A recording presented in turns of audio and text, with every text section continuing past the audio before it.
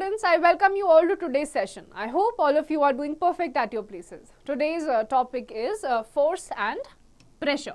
Tickle your brain to answer.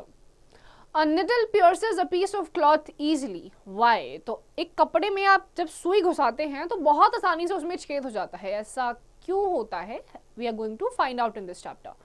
In previous class, you studied about the speed of moving objects. Some objects move fast, whereas others move slow.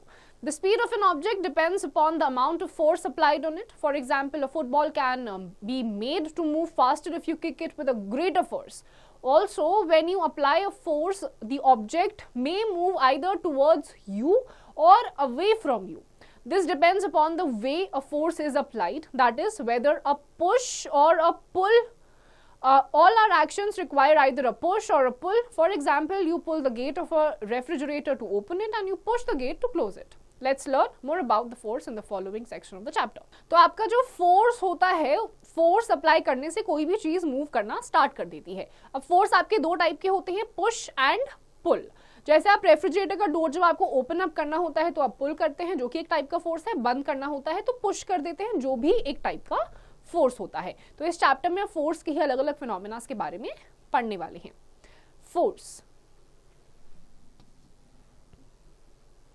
Force is a push or pull acting on a body which changes its state of rest or motion. The force applied on an object can be large or small. The strength of a force is experimented by its magnitude. Force is denoted by the letter F and its unit is Newton, N. Two objects must interact with each other for force to act. For example, the door of your room will not open unless you apply force on it to pull it with your hands. Here, there is an interaction between the door's handle and your hand. तो आपका force जो होता है, चाहे वो push हो या फिर वो पुल हो, जब वो किसी एक बॉडी पे एक्ट करता है तो ही वो जो रेस्ट पे बॉडी होती है वो मोशन में आती है. फॉर एग्जाम्पल, अगर आपको दरवाजा खोलना है, जब तक आप अपने हाथों से उस दरवाजे को पुश या पुल नहीं करेंगे तब तक कुछ भी नहीं होगा. तो यहाँ पे क्या हो रहा है, इंटरैक्शन हो रहा है आपके हाथ और दरवाजों के हैंडल्स के बीच में. इन दोनों चीजों में इंटरैक्शन हुई है तो एक चीज मूव करी है. फोर्स आपका F से डिनोट होता है और फोर्स की यूनिट है न्यूटन, जो कि N से डिनोट होती है. When you ride a bicycle, it moves when you apply force on its pedal with your feet. Here, there is an interaction between your feet and pedals. अब आपका क्या होता है, जब आप बाइसिकल आपको राइड करनी होती है तो आपके पैरों और पेडल्स के बीच में इंटरैक्शन होता है. आप उसको मूव करना स्टार्ट करते हैं अपने पैरों से, उसके बाद आपकी बाइसिकल मूव करती है. तो यहाँ पर भी आपने दो चीजों के बीच में इंटरैक्ट हुआ, उसके बाद चीज मूव करना स्टार्ट करी. Resultant force or net force. If two people apply force on an object in the same direction, the resultant force is the sum of all the forces applied. Thus, a bicycle pushed by two people will move faster than when it is pushed by one person. अब net force क्या होता है, एक किसी चीज को अगर आप अकेले मूव करेंगे तो वो नेचुरली मूव करेगा अगर उतना फोर्स अप्लाइड हुआ है तो. बट उसी सेम चीज को अगर 2 से 3 लोग मूव करेंगे तो फोर्स कम अप्लाई होगी, कलेक्टिव फोर्स ज्यादा होगी और मूवमेंट आसानी से हो जाएगा. If two forces act on an object in opposite direction, the net force acting on it is the difference between the two forces.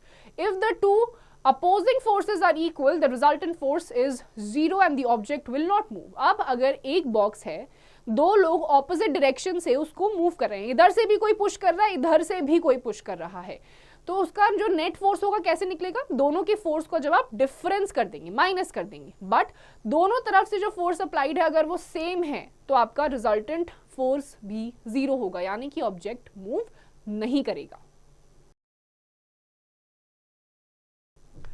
For example, in the game of tug of war, two teams put the rope hard to opposite directions. The rope does not move easily as both the teams pull it hard towards their respective sides. The rope will move in the direction of the team pulling with a greater force. अब tug of war होता है जिसमें एक रोप होती है, दो teams होती हैं, तो जिस साइड पे, क्योंकि दोनों ही टीम्स अपनी तरफ पुल कर रही हैं रोप को, तो जिस साइड ज्यादा फोर्स होगी, ग्रेटर फोर्स होगा, नेचुरली जो रोप है वो भी या ऑपोजिट टीम उसी टीम की तरफ अट्रैक्ट हो जाएगी. Effects of force. We have seen that force is a push or pull acting on a body that changes its state.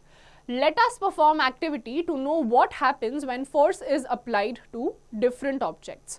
तो फोर्स क्या, जब आप डिफरेंट ऑब्जेक्ट्स पे सेम अमाउंट ऑफ फोर्स या डिफरेंट फोर्स को apply करते हैं तो आपका रिजल्टेंट जो एक्शन होता है वो भी डिफरेंट होता है. फोर्स कैन प्रोड्यूस मोशन, यानी कि फोर्स से आप किसी चीज को मूव कर सकते हैं. Force can be applied on an object by pushing, pulling or hitting it with another object. This applied force can make the object move. Push करेंगे या pull करेंगे या फिर hit करेंगे. तीनों ही केसेस में आप किसी भी रेस्ट पे आई हुई चीज को या ऑलरेडी मूविंग चीज को आप मोशन में ला सकते हैं. For example, we push a heavy box to move it ahead. We pull a car door to open it. When we hit a ball with a bat to move the ball, you will observe that in all situations given above, the objects will move in the same direction as the force. अब क्या होता है, आपको heavy box को move करना है, आप push या फिर पुल करते हैं. कार का दरवाजा खोलना है, आप पुल करते हैं. इसके अलावा बैट होता है, क्रिकेट के मैच में आप देखेंगे, अलग अलग गेम्स में आप देखेंगे, या फिर आप बेसबॉल किसी भी टाइप के गेम में देखेंगे, तो उसमें जब आपके बैट पे बॉल हिट करती है, जिस डायरेक्शन में आप फोर्स अप्लाई करते हैं बॉल भी उसी डायरेक्शन में जाती है. तो यहाँ पर आपके फोर्स अप्लाई करने से, हिटिंग से, पुशिंग से और पुलिंग से आपका क्या हो रहा है, ऑब्जेक्ट मोशन में आ रहा है.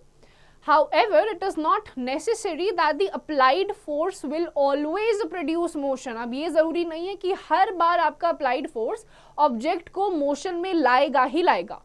Try pushing, pulling or hitting a tree or a wall to make them move. What do you observe? The tree or the wall will not move because the force applied by you is not sufficient to move them. Hence, we can conclude that force can produce motion, but it is not always necessary. Force से हमेशा motion नहीं होगा. क्यों? दरवाजे पे या फिर आपका जो दीवार होती है उस पे आप कितना ही आप पुश करिए, खुद से पुल करिए, वो मूव नहीं करेगा, मोशन में नहीं आएगा. इसीलिए हर चीज पे फोर्स अप्लाई करने से आप उसको मूव नहीं करा सकते हैं. फोर्स कैन स्टॉप मोशन, यानी कि आप हिलती हुई चीज को फोर्स अप्लाई करने से रोक भी सकते हैं. We can stop a moving body by applying force on it in the direction opposite to the direction of its motion. For example, we apply force to stop a moving ball or a rolling stone. However, if the stone is too bulky, we may not be able to stop if the force applied by us is not sufficient. अब अगर आपको moving object को रोकना है तो आप force apply करके कर सकते हैं. जिस डायरेक्शन में आपकी वो चीज मूव कर रही है, फॉर एग्जांपल बॉल अगर एक डायरेक्शन में मूव कर रही है, उसके ऑपोजिट डायरेक्शन में अगर आप फोर्स को लगाएंगे तो वो रुक जाएगी. बट किसी भी मोशन वाली चीज को रोकने के लिए जो फोर्स है वो आपकी सफिशिएंट होनी चाहिए. Force can change the direction of motion. In a game of cricket, football, hockey, tennis etcetera, we can change the direction of the force applied is the same as the direction of the motion of the object. The direction of the object will not change but its speed will increase. तो force करने से आप जो motion है, direction है किसी भी एक चीज का, उसको भी आप चेंज कर सकते हैं. फॉर एग्जाम्पल, एक बॉल एक स्ट्रेट लाइन में जा रही है, फुटबॉल के केस में आपने देखा होगा, जिस डायरेक्शन में वो जाती है, जैसे ही दूसरी तरफ से लात पड़ती है उसकी जो डायरेक्शन होती है वो चेंज हो जाती है. कभी कभी स्पीड में भी चेंजेस आ जाते हैं. Force can change the speed of motion. We can increase the speed of a moving body by applying force on it in the direction of the motion at the body. For example, by kicking a moving football in the direction of its motion, we can increase its speed. अब कैसे आप speed increase करेंगे? जिस direction में आपकी ball जा रही है, फॉर एग्जाम्पल फुटबॉल के केस में, जिस डायरेक्शन में वो जा रही है उसी डायरेक्शन में आपने फोर्स अप्लाई करा, किक करा, तो उसकी स्पीड ऑटोमेटिकली बढ़ जाएगी. By applying force in the direction opposite to the direction of the motion of the body, we can reduce its speed. For example, we can decrease the speed of a rolling object moving downhill by pulling it in the direction opposite to the direction of its motion. However, if the applied force is more than what are required for the object to slow down, the object can come to a state of rest. अब किसी भी चीज को अगर आपको उसका speed कम करना है तो उसके ऑपोजिट डायरेक्शन में आप फोर्स अप्लाई करेंगे, उसकी स्पीड कम हो जाएगी. लेकिन अगर आपने जितनी रिक्वायर्ड फोर्स है उससे ज्यादा आपने अप्लाई कर दिया, बॉल को रोकना है, हल्का सा भी अगर आप उसको छुएंगे उसकी स्पीड ऑटोमेटिकली कम हो जाएगी। ज्यादा फोर्स आपने अप्लाई कर दी तो स्पीड कम होने की जगह वो कंप्लीटली रेस्ट की पोजीशन में भी आ सकती है। Force can change the shape and size of an object. Take a ball of cotton or candy floss, hold it in your hand and apply force. You will observe that its shape and size change. Similarly, we can change the shape and size of a spring, rubber band, dough, sponge and many other things by applying force on them. अब आपका क्या है, force apply करने से आप slow down कर सकते हैं, स्पीड इंक्रीज कर सकते हैं, उसका डायरेक्शन चेंज कर सकते हैं, लेकिन आप शेप भी चेंज कर सकते हैं। कैसे? रबर बैंड आप लीजिए, एक नॉर्मल पोजीशन पे है, स्ट्रेच करिए, पुल आपने करा है, फोर्स अप्लाई करिए, उसका स्ट्रक्चर चेंज हो जाएगा। रबर होता है, कैंडी फ्लॉस होता है, उसको आप इस तरीके से दबाएंगे, किसी रबर चीज को ऐसे दबाएंगे, उसकी शेप ऑटोमेटिकली चेंज हो जाती है। तो फोर्स अप्लाई करने से शेप में भी चेंजेस आते हैं। Types of force. Forces can be broadly classified into two types, contact force and non-contact force. The further classification of these two types of forces is shown. अब आपके forces भी दो types के होते हैं, एक contact force होता है जिसमें आपका object के साथ contact आता है, दूसरा होता है non-contact force.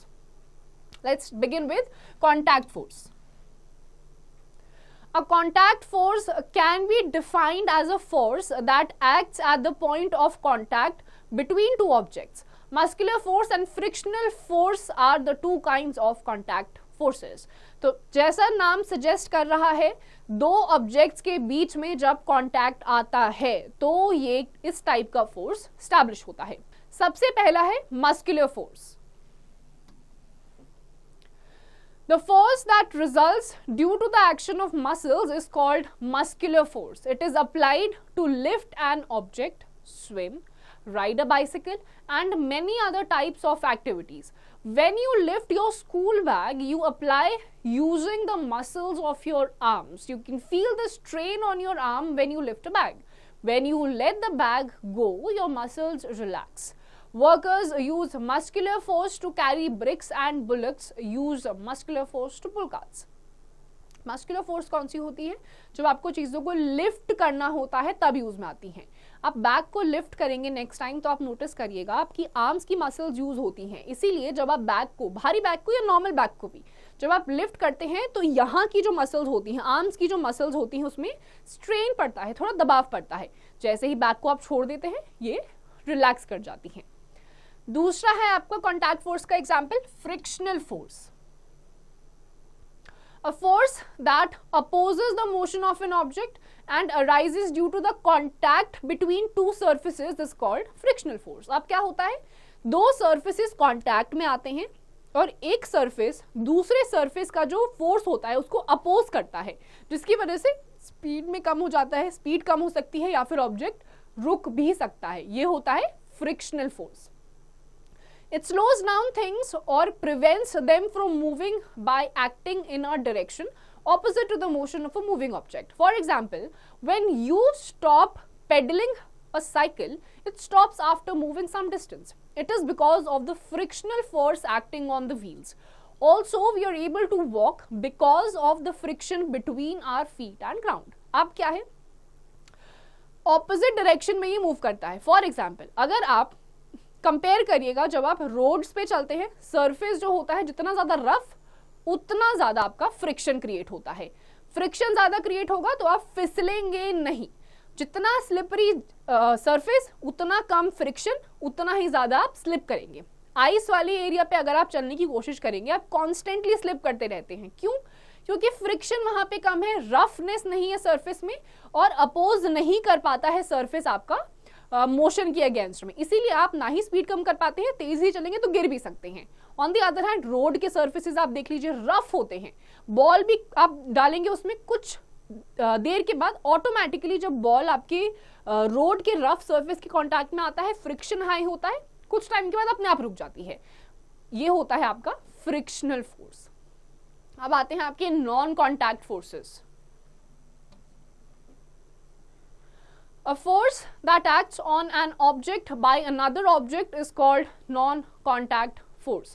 It is also referred to as action at a distance, magnetic force, electrostatic force and gravitational non-contact forces. अब इसमें क्या होता है, डायरेक्ट कॉन्टैक्ट में आप नहीं लेकर आते हैं, ऑटोमेटिकली चीज आपस में अट्रैक्ट हो जाती हैं. इसके क्या एग्जांपल्स हैं?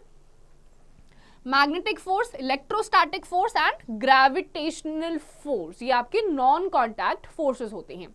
Number 1 is magnetic force. The force exerted by a magnet is called magnetic force.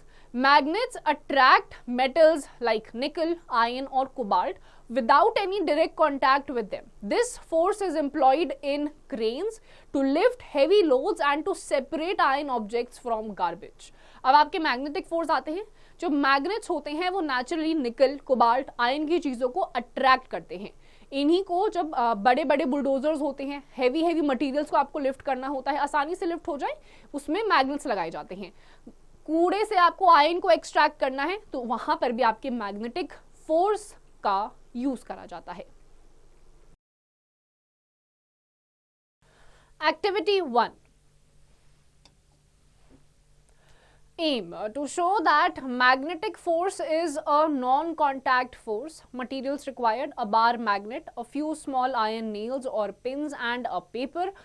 Method: put a few iron nails on a paper and bring a bar magnet slowly towards them. Observe their movement. Observations: as the magnet is brought closer to iron nails, you will see that they get attracted towards the magnet from a distance before sticking to it. This shows that a magnetic force is a non-contact force.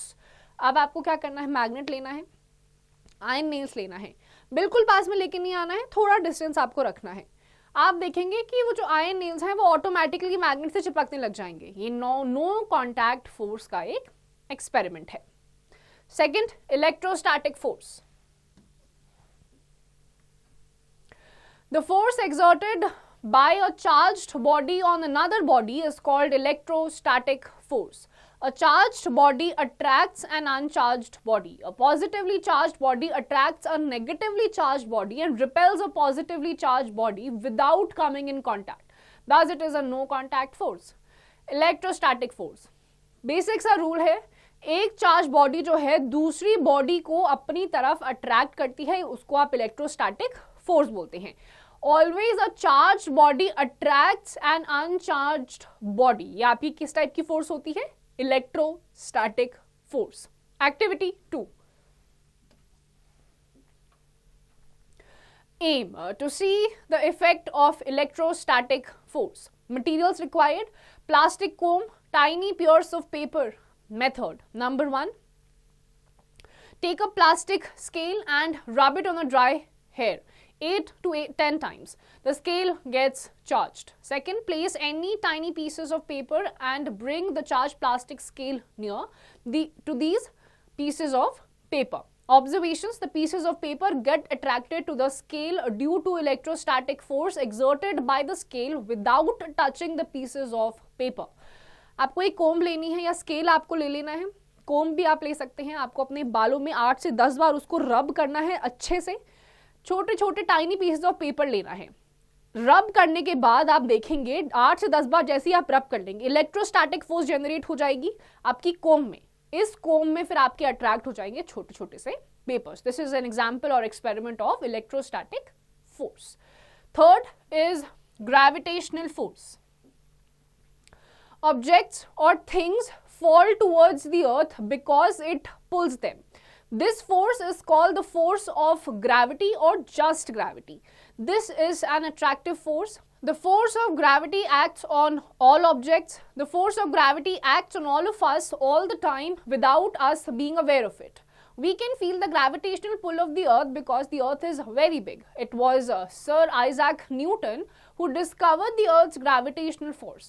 Water begins to flow towards the ground as soon as we open a tap. Water in rivers flows downwards due to the force of gravity. अब gravitational force क्या है? अर्थ का जो पुल होता है अपनी तरफ, जिसमें अर्थ पे आप जो भी चीज होती है वो अर्थ अपनी तरफ अट्रैक्ट करता है, दिस इज ग्रेविटेशनल फोर्स। आप चलते हैं, आपके पैर नेचुरली नीचे जाएंगे, बॉल आप ऊपर से फेंकते हैं वो नीचे जाती है, ऊपर नहीं जाती। वाटरफॉल आपका हमेशा नीचे की तरफ होता है, रिवर्स नीचे की तरफ डाउनफॉल करती हैं, टैप आप खोलेंगे पानी नीचे की तरफ गिरता है। All these things are gravitational force. बहुत लंबे टाइम के लिए इस फोर्स के बारे में किसी को पता ही नहीं था। सर आइजैक न्यूटन ने इसकी डिस्कवरी करी थी जब वो एक पेड़ के नीचे बैठे थे और उन्होंने देखा एक एप्पल जब टूटा पेड़ से तो वो नीचे गिरा जबकि ऊपर नहीं गिरा, ऊपर नहीं गया। इससे उन्होंने ग्रेविटेशनल फोर्स की डिस्कवरी करी। Know it too. The gravitational force of the moon is approximately 1/6 that of the earth. So your weight on the moon will be 1/6 of your weight on the earth. तो जो moon का gravitational pull है वो अर्थ के comparison में अर्थ का 1/6 है, बहुत ही कम ग्रेविटेशनल पुल है। तो आपका जो वेट होगा अर्थ पे, जो आपका वेट है मून पे, उसका 1/6 हो जाएगा, कम हो जाएगा। Magnetic and electrostatic forces both can repel and attract objects, but gravitational force can only attract bodies. तो तीन आपने फोर्सेस पढ़ी, उसमें से जो मैग्नेटिक और इलेक्ट्रोस्टैटिक फोर्स है वो ऑब्जेक्ट्स को अपनी तरफ अट्रैक्ट भी कर सकता है और अपने से दूर रिपेल भी कर सकता है, but only the third force which is the gravitational force can attract things towards itself, ये रिपेल नहीं करती है। Know it too. Magnetic force is used to run a train known as maglev train. This train moves a few centimeters above the track due to the repulsion between the magnets in the train and the track. Magnetic train है जिसका नाम है maglev train. ये magnetic force जो होता है उसके principal पे रन करती है। इसका जो ट्रैक होता है उसके थोड़ा सेंटीमीटर ऊपर ट्रेन रन करती है। Pressure, you must have observed that a sharp knife cuts a vegetable quickly while you have to struggle with a blunt knife. Have you wondered why is it easier to force sharp things easily? अब अगर आपकी नोकीली knife होगी उससे चीजें काटना easy होता है rather than आपकी जो ब्लंट नाइफ होती है, जो शार्प नहीं होती। ऐसा क्यों होता है? The sharp knife has a very small area of contact with the surface, while the blunt knife has a larger area of contact. If both knives are pushed down with the same force, the sharp knife will exert a greater pressure on the surface as compared to the blunt knife. Similarly, the drawing pen being sharp has a very small area of contact. The pressure is consequently large and hence can be easily forced in. बहुत ही simple सा principal है। ऐसा sharp अगर knife होगा उससे आप किसी चीज को फोर्स करेंगे तो एरिया, क्योंकि इसका बहुत ही छोटा है, कम है सरफेस एरिया, तो जब आप इस पे फोर्स अप्लाई करेंगे तो ये फोर्स एक कॉन्सेंट्रेटेड जगह पे एक ज्यादा अप्लाई करेगा, ज्यादा इफेक्टिव होगा। बट यही अगर बहुत चौड़ा हो जाएगा, अगर मैं इस तरीके से कुछ पिन पॉइंट करूंगी तो मुझे यहाँ पे बहुत ज्यादा फील होगा क्योंकि ये आपकी थोड़ी सी ब्लंट नहीं है बल्कि शार्प चीज है। बट यहीं पर अगर पूरा हाथ ऐसे अगर मैं प्रेशर डालूंगी तो मुझे इतना प्रेशर नहीं फील होगा क्योंकि आपका सरफेस एरिया बढ़ गया है। सरफेस एरिया कम होगा ऑब्जेक्ट का, आपका प्रेशर ज्यादा लगेगा। सरफेस एरिया जितना ज्यादा उतना ही कम आपका प्रेशर लगता है। Pressure depends on the amount of force and area over which the force is applied. The more the force the more the pressure. However, the bigger the area, lesser is the pressure. Pressure is directly proportional to the force and inversely proportional to the area of contact. इसका मतलब ये है जितना ज्यादा आपका area होगा उतना ही कम आपका क्या लगेगा, प्रेशर लगेगा। इसीलिए आपका जो प्रेशर होता है डायरेक्टली प्रोपोर्शन होता है फोर्स के, जितना ज्यादा फोर्स उतना ज्यादा प्रेशर। लेकिन इनवर्सली प्रोपोर्शन होता है एरिया ऑफ कॉन्टैक्ट के, यानी कि जितना ज्यादा आपका कॉन्टैक्ट का एरिया होगा उतना ही कम आपका प्रेशर लगेगा। Pressure is thus defined as force acting per unit area. एक particular per unit area पे कितना प्रेशर लग रहा है वो उसको डिफाइन करता है। Pressure P is equals to force F divided by area which is A. The SI unit of force is Newton per m square. It is also known as Pascal, PA, on the name of the scientist who worked and gave his contribution to understand liquid pressure. तो ऐसा unit क्या है, N metre पर square. इसको pascal, यानी कि pascal वो scientist थे जिन्होंने अपना लिक्विड प्रेशर का कंट्रीब्यूशन दिया था। Know it too The SI unit of pressure, Pascal, is named after Blaise Pascal, who investigated air pressure. तो Pascal जो यूनिट दी गई है वो Blaise Pascal, जिन्होंने एयर प्रेशर की इन्वेस्टिगेशन करी थी, उनके नाम पे रखा गया है। Example 1, calculate the pressure produced when a force of 5 Newton is applied over an area of 10 meters per square. Solution: we have force which is 5N, area which is 10m square.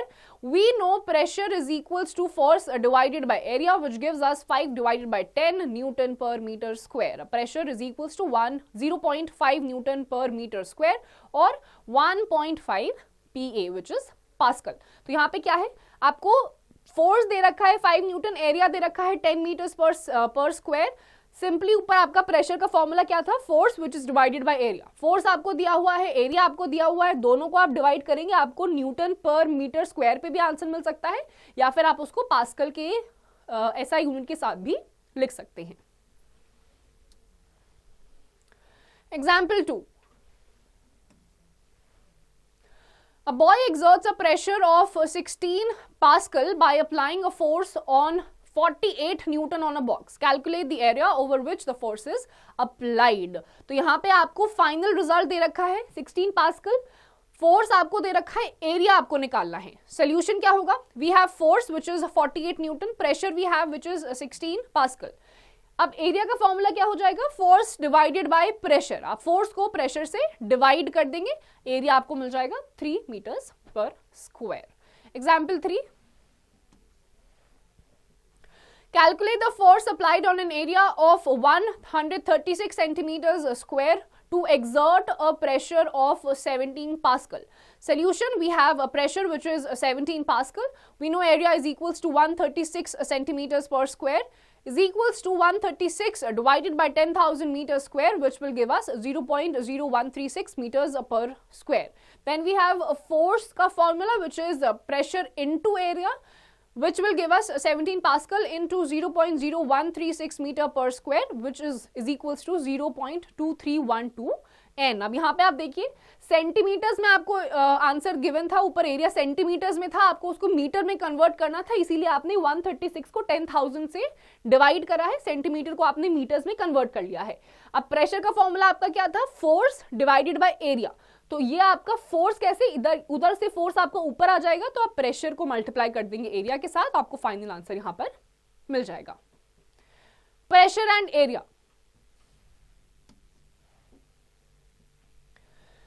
when we increase the area over which force is applied, the pressure decreases. Similarly, a decrease in the contact area increases the pressure. जैसे ही आप area को बढ़ा देते हैं तो force जो apply होता है वहां पे प्रेशर डिक्रीज हो जाता है। सिमिलरली जैसे ही आप कॉन्टैक्ट एरिया को कम कर देंगे वैसे ही आपका जो प्रेशर है ऑटोमेटिकली इंक्रीज कर जाएगा। We can observe this relationship between pressure and area in many day-to-day activities. The width of strips of bags and suitcase in increased to reduce the pressure while carrying them.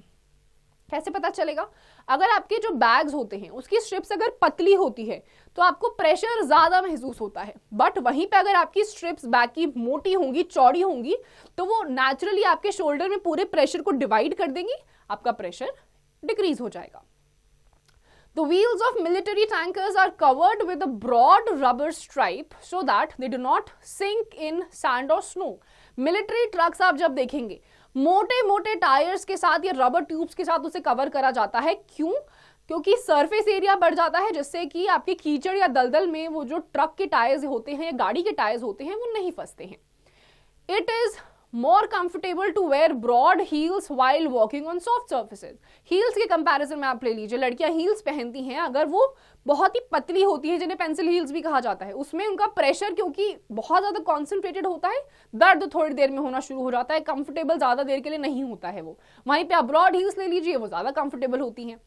Elephants and bears have broad feet to help them to walk on soft surfaces without falling. अब soft surfaces पे elephants को bears को, भालुओं को travel करना होता है, घूमते रहते हैं इधर उधर, तो स्लिप ना कर जाएं, तो इनके भी आप पैर देखेंगे तो बहुत ही चौड़े चौड़े होते हैं. Pressure exerted by liquids.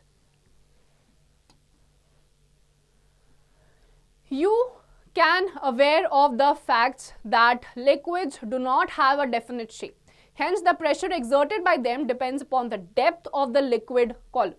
Liquids exert pressure not only on the base of the container but also on its sides. तो लिक्विड, पानी, किसी भी चीज, कोई भी चीज अगर लिक्विड है उसका डेफिनेट शेप नहीं होता है. जिस कंटेनर में आप डालेंगे उसके बेस पे और उसकी साइड्स पे, जो वॉल्स होती हैं कंटेनर की, उस पे वो अपना प्रेशर एक्सर्ट करता है.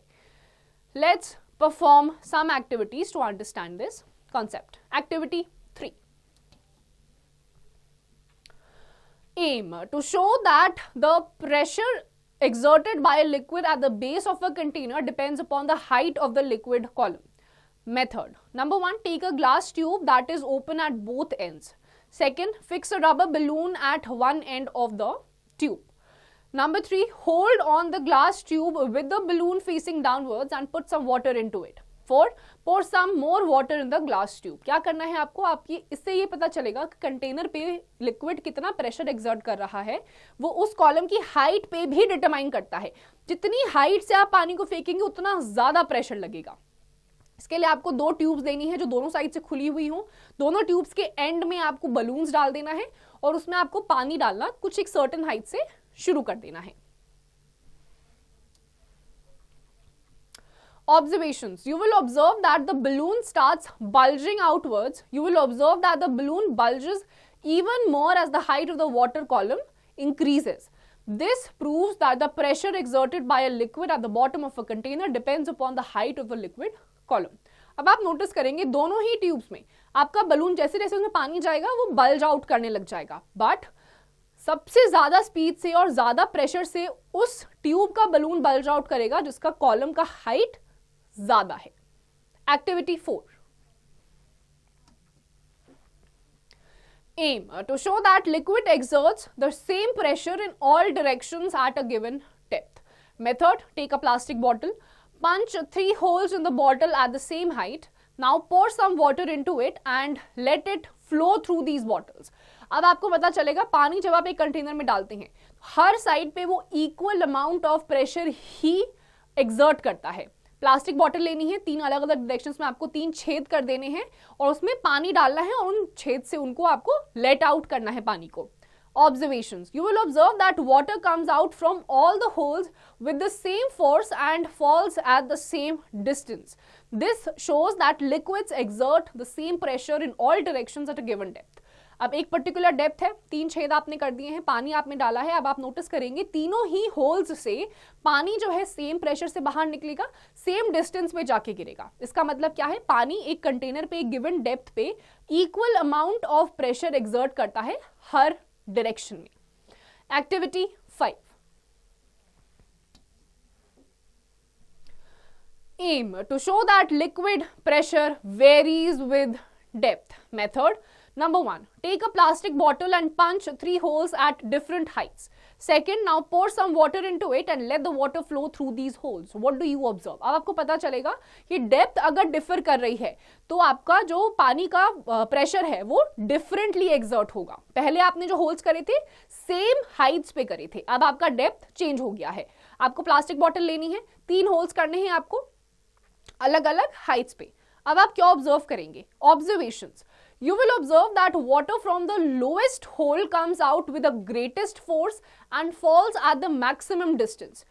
You will observe that water from the topmost holes come out with the least force and falls at the minimum distance. Repeat the experiment with different liquids. This proves that liquid pressure varies with depth. The pressure increases with the depth of the liquid. अब आप अगर 3 अलग अलग Heights पे करेंगे जैसे यहाँ पर गिवन है, जो सबसे ज्यादा नीचे होगा डेप्थ पे होगा, ज्यादा प्रेशर एक्सर्ट होगा, डिस्टेंस भी ज्यादा दूर तक ट्रैवल करेगा. बीच वाला उससे कम करेगा और थोड़ा डिस्टेंस भी कम ट्रैवल करेगा. और सबसे टॉप मोस्ट पे यहां पर जो है सबसे कम प्रेशर वहां पर एक्सर्ट होगा, इसीलिए डिस्टेंस भी आप देखेंगे कि सबसे पास वो पानी फेंकेगा. तो हाइट अगर डिफर कर रही है तो पानी जो प्रेशर एक्सर्ट कर रहा है वो भी चेंज होगा. Atmospheric pressure. Gases also exert pressure. The atmosphere around us, which is a mixture of gases, also exerts pressures on all objects. The pressure exerted by the atmosphere on an object is called atmospheric pressure. अब आपके आसपास atmosphere है, atmosphere भी air जो होती है present होती है वो भी आप पे कॉन्स्टेंटली प्रेशर एक्सर्ट कर रही है. This is the reason. ये आपको कहाँ पे जाके फील होता है, जैसे जैसे आप एल्टीट्यूड में ऊपर जाते हैं, हाइट आपकी इंक्रीज करती रहती है, वैसे वैसे आपका एयर प्रेशर, एटमॉस्फेरिक प्रेशर आपको फील होना स्टार्ट हो जाता है. Know it too. Some objects float on water while some sink in water. The upward force exerted by water decides whether an object will float or sink in it. अब कुछ items आप पानी में डालेंगे डूब जाएंगे, कुछ चीज़ें आप डालेंगे फ्लोट कर जाएंगे. ये अब डिपेंड करता है, जो पानी होता है उसकी अपवर्ड फोर्स होती है जिसे बॉयंट फोर्स भी कहते हैं. तो उस अपवर्ड फोर्स पे डिपेंड करता है कि जो चीज़ आप उसमें डाल रहे हैं पानी में वो फ्लोट करेगी, तैरेगी या फिर डूब जाएगी. The atmosphere also exerts pressure on you. So why don't you get crushed under its weight? This is because the pressure exerted by the blood on your body is equal to the pressure exerted by the atmosphere on your body. Thus, the effect of the atmospheric pressure gets nullified. अब आपका जो atmosphere है वो constantly इतना pressure exert कर रहा है तो आप इसके वेट के अंदर आके क्रश कैसे नहीं होते. नॉर्मली आप देखेंगे बुलडोजर अगर किसी घर के ऊपर अगर चल जाएगा तो वो घर पूरी तरीके से क्रश हो जाता है. तो एटमॉस्फेरिक प्रेशर जो 24 घंटे आपके आसपास है, अभी भी मेरे आसपास है, आपके आसपास है, हम क्रश होके इसके नीचे मर क्यों नहीं जाते. ऐसा इसीलिए होता है क्योंकि आपकी बॉडी के अंदर जो ब्लड है वो भी आपकी बॉडी में कुछ प्रेशर एक्सर्ट करता है जो कि एटमॉस्फेरिक प्रेशर के बिल्कुल बराबर है. इसीलिए एटमॉस्फेरिक प्रेशर नलिफाई हो जाता है, जीरो हो जाता है. Atmospheric pressure decreases with altitudes. The atmospheric pressure at a place depends on its altitude. The atmospheric pressure reduces as we go to high altitudes. As you go to higher up on mountains, you will find that your ears pop. This happens because the air pressure around your ears decreases, causing an imbalance between the pressure inside and outside your ears. अब आपका जब जैसे जैसे altitude बढ़ता है atmospheric pressure कम होता जाता है. ये रीजन होता है कि आप यूजुअली जब आप माउंटेन्स पे जाएंगे, ऊंची ऊंची जगहों पर जाएंगे, आपके ईयर्स पॉप आउट होना शुरू हो जाते हैं. आपको हल्का सा प्रेशर आपके कानों में महसूस होने लग जाता है. ये क्यों होता है? क्योंकि बॉडी के अंदर का जो ब्लड का प्रेशर है वो कॉन्स्टेंटली फंक्शन कर रहा है. बट आप माउंटेन्स पे गए हैं, वहां का एटमॉस्फेरिक प्रेशर कम हो गया है तो ये अंदर का प्रेशर आपको कानों में फील होना शुरू हो जाएगा. कभी भी नेक्स्ट टाइम आप जाएंगे माउंटेन्स पे, ऊंची ऊंची जगहों पर जाएंगे, चलते रहेंगे तो आप खुद नोटिस करेंगे. गाड़ी के अंदर बैठे हैं तो भी आपके जो कान है, जिसको लोग यूजुअली बोलते हैं मेरे कान बंद होना शुरू हो गए हैं, ये कुछ नहीं है, ये बाहर का एटमॉस्फेरिक प्रेशर कम हुआ है. आपकी बॉडी का ब्लड प्रेशर उतना ही है तो वो प्रेशर एक्सर्ट करता है. Mountaineers often suffer from bleeding of the nose at high altitudes because the pressure exerted by the blood in the body becomes much higher than the pressure outside. अब mountaineers जो होते हैं usually आप देखेंगे उनकी नाक से खून आने लग जाता है, या यूजुअली भी नॉर्मली कुछ लोगों को ये प्रॉब्लम होती है कि जैसे जैसे वो माउंटेन्स की तरफ जाते हैं उनकी नाक से ब्लीडिंग होना स्टार्ट हो जाती है बिना किसी एक्टिविटी के. क्यों होता है ये? क्योंकि बाहर का एटमॉस्फेरिक प्रेशर कम हो चुका है बट अंदर जो आपका ब्लड का प्रेशर है वो बराबर काम कर रहा है, तो वो ज्यादा हो जाता है नेचुरली. उस ज्यादा ब्लड के प्रेशर की वजह से जो नाक से खून आना शुरू हो जाता है. Effects of atmospheric pressure. Squids are found deep under the sea where the pressure of water is too high. When they come to the surface, their bodies get burst. It happens because the blood in their bodies flow at very high pressure, which fluctuates, which neutralizes the effect of pressure exerted by water on their bodies get burst. अब जो squids होते हैं जो बिल्कुल समुद्र के नीचे पाए जाते हैं, जैसे ही आप उन्हें बाहर निकालेंगे उसमें से ब्लड आना शुरू हो जाता है. क्यों? क्योंकि वाटर से प्रेशर एक्सर्ट होता है, नीचे उनके अंदर का ब्लड का प्रेशर होता है, जैसे ही बाहर आते हैं प्रेशर में चेंजेस आते हैं तो वो ब्लीड करने लग जाते हैं. If we go into space without wearing a space suit, our bodies will burst Space suits are designed to maintain a normal atmospheric pressure on the body as there is no atmospheric pressure in space. Space में जो लोग जाते हैं आप देखेंगे उनके अपने कुछ सूट्स पहने हुए होते हैं. अगर वो स्पेस में ऐसे सूट्स नहीं पहनेंगे तो ह्यूमन बॉडी बर्स्ट कर जाएगी, फट जाएगी, छोटे छोटे टुकड़ों में फट जाएगी, आप पहचान भी नहीं पाएंगे कि कौन है. क्यों होता है? क्योंकि स्पेस में कोई एटमॉस्फेरिक प्रेशर नहीं होता है. तो यूजुअली आप अर्थ पे ही जब ऊपर की तरफ निकलते हैं तो ही आप ब्लीड करने लग जाते हैं, आपके कान का प्रेशर बढ़ जाता है. तो स्पेस के बाहर जहां पे एटमॉस्फेरिक प्रेशर है ही नहीं, वहां पे आपकी बॉडी इतना ज्यादा ब्लड का प्रेशर एक्सर्ट करेगी कि आपकी बॉडी फट जाएगी, बुरी तरीके से बर्स्ट आउट हो जाएगी. When we suck and drink through the straw, the air in the straw goes into the lungs and the liquid rises up in the straw. अब आप कभी ड्रिंक करते हैं, आप स्ट्रॉ के जैसे आप किसी भी ड्रिंक में आपका स्ट्रॉ डालते हैं, तुरंत आपके मुंह में जैसे आप सक करते हैं कोई भी लिक्विड नहीं आता, थोड़ा सा टाइम लगता है, उसके बाद लिक्विड आना शुरू करता है. ऐसा क्यों होता है? क्योंकि आपके स्ट्रॉ में एयर प्रेजेंट होती है, उसको जब आप सक इन करते हैं आपके लंग्स तक जाती है, उसके बाद लिक्विड आना स्टार्ट करता है. Activity 6. Aim to confirm the presence of atmospheric pressure. Materials required: a glass, water and cardboard. Procedure: take a glass and fill it with water up to the brim such that there is no air gap between the water level and the brim of the glass. Now cover the glass with the cardboard piece, keeping one of the palms tightly pressed against the cardboard and invert the glass quickly. Now gently remove your hand from below the cardboard. आपको क्या करना है कि देखने के लिए कि atmospheric pressure कैसे काम करता है. ग्लास चाहिए, पानी चाहिए, कार्डबोर्ड चाहिए. एक ग्लास आप लीजिए, पानी से भरिए, उसके ऊपर कार्डबोर्ड प्लेस कर दीजिए, तुरंत उसको कार्डबोर्ड के ऊपर टाइटली अपने हैंड को प्रेस करिए, उसको उल्टा कर दीजिए जैसे यहाँ पर गिवन है. उल्टा करने के बाद आपको धीरे से इस कार्डबोर्ड को आपको रिमूव करना है. Observation: you will observe that the cardboard remains intact at its place and does not fall down. अब आप क्या नोटिस करेंगे? ये जो कार्डबोर्ड है वो मूव नहीं करेगा, अपनी जगह पर इंटैक्ट रहेगा. Discussion: the suggest presence of some force acting on the cardboard from below which is strong enough to hold the weight of water above it. This force is the atmospheric pressure acting in upward direction in the cardboard. Conclusion: atmospheric pressure surrounds us.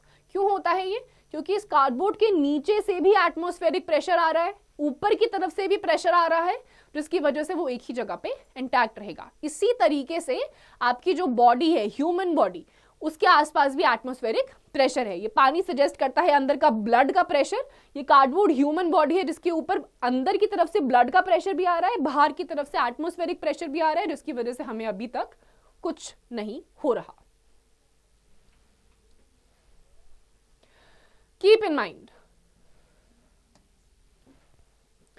force, a pull or push acting on a body which tends to change its state of rest of motion. Contact forces, the forces in which the two interacting objects are in physical contact with each other. Non-contact forces, force exerted on an object without actually touching the object. Muscular force, the force exerted by the muscles of our body. Electrostatic force, the force exerted by a charged body on a charged or uncharged body. Magnetic force, the force exerted by a magnet on a magnetic substance. Gravitational force, the force of attraction exerted by the earth on. Pressure, force acting per unit area, and atmospheric pressure, the force per unit area exerted by an atmospheric column. Force के बारे में आपने पढ़ा, किसी भी चीज़ पे apply हो सकता है, पुश हो सकता है, पुल हो सकता है, मोशन की डायरेक्शन चेंज हो सकती है, किसी ऑब्जेक्ट का मोशन आप चेंज कर सकते हैं, साइज आप चेंज कर सकते हैं. कॉन्टैक्ट और नॉन कॉन्टैक्ट फोर्सेज होती है. कॉन्टैक्ट फोर्सेज में आपका टच होता है, कॉन्टैक्ट होता है ऑब्जेक्ट, और दो इंटरैक्टिंग फोर्सेज होती हैं. नॉन कॉन्टैक्टेड फोर्सेज जैसे मैग्नेटिक फोर्स हो गया, इलेक्ट्रोस्टैटिक फोर्स हो गया, ग्रेविटेशनल फोर्स हो गया, इसमें कॉन्टैक्ट नहीं देखा जाता. Let's wrap it up. A force can start or stop a moving body, change its direction and speed, or change its shape or size. Force can act on an object with or without being in contact with it. Force per unit area is called pressure. Liquid and gases exert pressure on the walls of their containers. The pressure exerted by air around us is known as atmospheric pressure. तो force जो है किसी भी चीज को motion में ला सकता है, मोशन वाली चीज को रेस्ट पे ला सकता है, डायरेक्शन चेंज कर सकता है, उसकी साइज को भी चेंज कर सकता है। अलग अलग टाइप के आपके फोर्सेस होते हैं, कॉन्टैक्ट फोर्सेस होते हैं, नॉन कॉन्टैक्ट फोर्सेस होते हैं। फिर आपके लिक्विड्स होते हैं जो आपकी कंटेनर की वॉल्स और बेस पे इक्वल अमाउंट ऑफ प्रेशर को एक्सर्ट करते हैं। सिमिलरली एटमॉस्फेरिक प्रेशर भी आपके आसपास हमेशा प्रेजेंट होता है जो आपके ऊपर प्रेशर एक्सर्ट करता है। So students, with this we come to the end of this chapter. इसकी जितनी भी एक्सरसाइजेज है आप खुद से करिए।